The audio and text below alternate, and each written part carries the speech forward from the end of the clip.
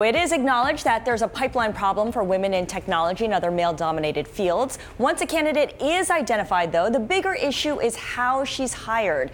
In today's Walk the Talk, Bloomberg's ongoing conversation about diversity in the workforce, I sat down with Katharine Zaleski, co-founder and president of PowerToFly, a global recruitment company for women. I asked her why the interview process works against female interviewees. There's many things that get in the way of the process, from everything from having people who are actually incentivized to hire more women to how the interviews are actually set up. So let's talk about the interview process. Yeah, so if you want to get down to the interview process, you look at how diverse panels are. You cannot have a panel of people interviewing someone who looks different from them, for example. That person will feel automatically like they don't belong. So interviews are a two-way process. It's not just, seeing if that person wants to come work for you.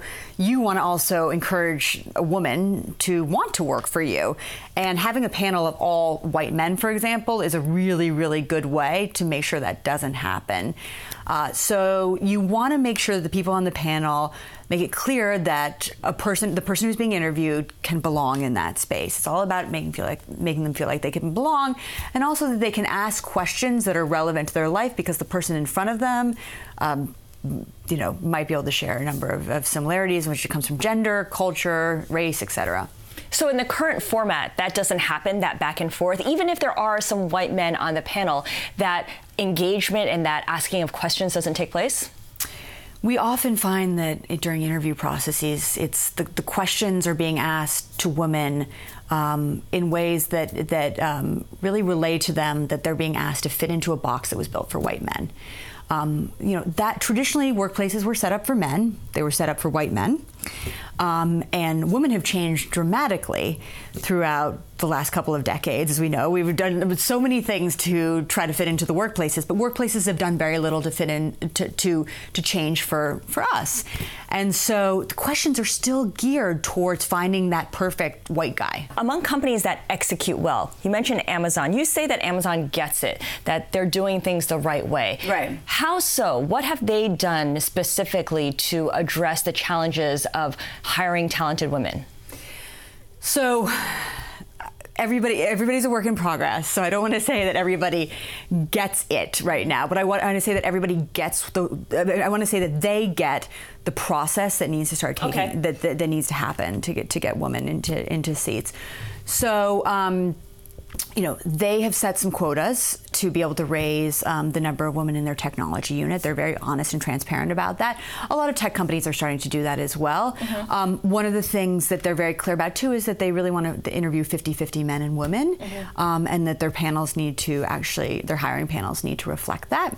They're very concentrated on making sure that they get those women into the interview pipelines. So we hear a lot from companies where they say, well, not enough women apply to the jobs, or we just don't interview enough women for it.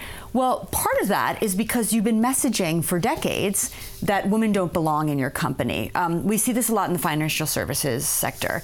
They really have a huge amount of work to do, and we do work with some major banks and investment banks, and they have a huge amount of work to do when it comes to actually countering the messaging that these institutions are only built for men who can stay there for 14 hours a day and then go out for drinks afterwards. You target women in tech that have experience or higher level, not necessarily the first job out of college, which inevitably means that they are of a certain age, have a certain number of years of experience under their belt, they have certain responsibilities. Yet one thing you've noticed is that the recruiters from the companies aren't from that same demographic. And that's a mismatch. How does that manifest itself?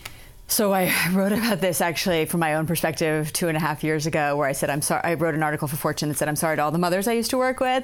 And a lot of it was about this. I wrote it because I was actually very frustrated when I talked to younger women in particular who would say things like, oh, well, we want more women and we want them to be more senior, mid to senior level.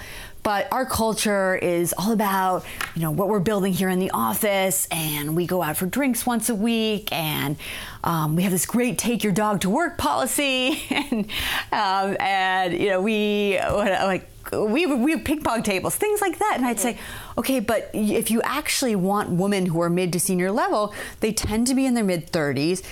They tend to be having babies or they have young children. I mean, that's just the reality of those are the numbers. Sure. And so you have to think about how your office reflects what those women need and also what those men need who are in that space too.